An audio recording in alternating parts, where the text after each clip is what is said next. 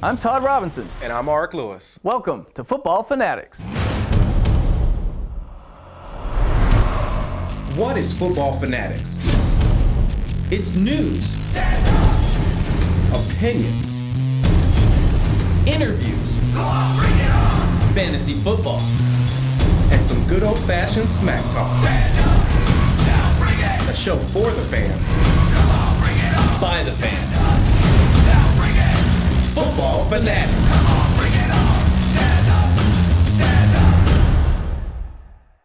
I saw that the Dolphins were working out quarterbacks this week, so maybe the injury to Henny's shoulder is a little more than the Dolphins are letting on. Devin Hester, I call him Hot Sauce. He just got his 10th Special Team Player of the Week award, which makes sense because ever since he's been in the league, special's been the only word to describe him. The sloppy play on defense is because of all the new rules and fines. Offenses are going crazy. Records are going to be broken because the system is broken. They're not allowed to play defense anymore. The NFC North is going to be the new power conference. You got teams that are built for the playoff run. You got teams that are built on defense. You got teams that can pass the ball. You got teams that are not worried about what your scheme is. As you know, we like to bring in fanatics from all over to voice their opinion on our show. I have no faith in Romo. I really don't, and that's hard for me to say as a Cowboy fan. But our defense is just extremely depleted. Remove safeties over the corners. Terrence Newman's in and out. You know, I just don't think we're strong enough this year. I really don't.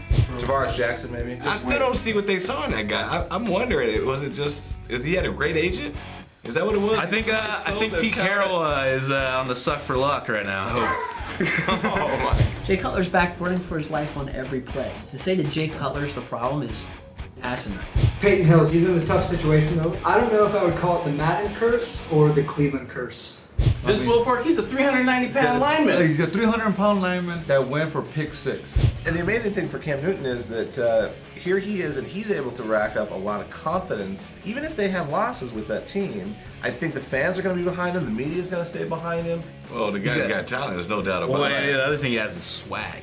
Yeah. We got a really good defense, but if our DBs don't step up and start blocking the long ball, we're not going to make it far in the playoffs. Vic doesn't even wear his mouthpiece though sometimes. Like it's $1.99. I even wear a cup when I golf, so, you know, just...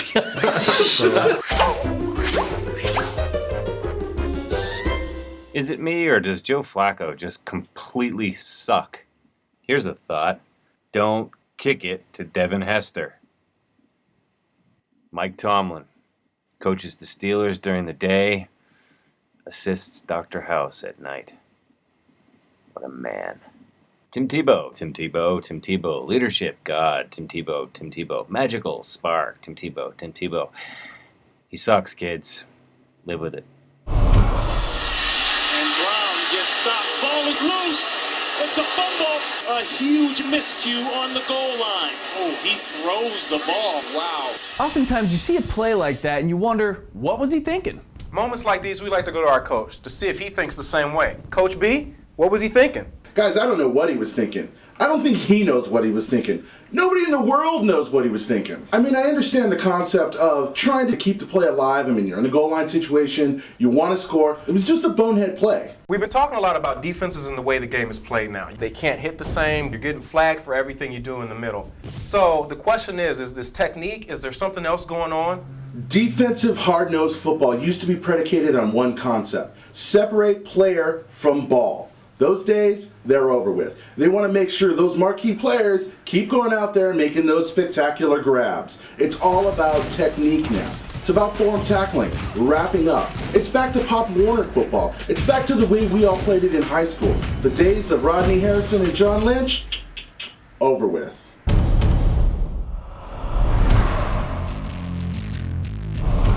Hey guys, I'm in Pittsburgh this week. How long have you been coming out here? A long time, and we love to tailgate when we come. Even when it's raining, we're here tailgating. This rivalry started before the Cowboys were even a franchise in the NFL. The Redskins owner in 1960, George Preston Marshall, did not even want the Cowboys in the league. This is one of the most legendary rivalries that has ever been in the NFL. That's Tony Romo leg right there, nice and crispy. Yeah, number one, even though we're 1-3. As much as I like to consider myself an expert at fantasy football, Arik doesn't seem to agree. Maybe in your fantasies you're an expert. So we bring in a true expert from fantasygeek.com, Peter O'Neill. Hey, Pete. Hey guys, how's it going? Good. All right, let's get to some questions. Should I start Isaac Redman or Stephen Ridley this week? Pete? The deal is Ridley got, what, 15 points last week in a crowded New England offense. He's guaranteed to get 0 this week then. You got to go with one of them. I'd go with Redman. Can Kevin Cobb turn it around after the bye week? I think the problem in Arizona isn't necessarily Kevin Cobb. They've got offensive line issues. They can't run the ball. I think from a fantasy perspective, I wouldn't be starting Kevin Cobb anytime soon.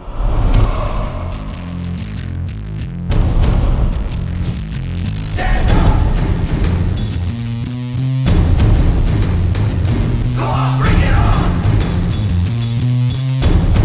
This is how fans talk. Stand up! Now bring it! This is how fans feel. Come on, bring it on! Stand up! Now bring it! This is Football Fanatics. Come on, bring it on! Stand up! Stand up! Stand up! All right, everyone. That's our show. We'll see you again next week.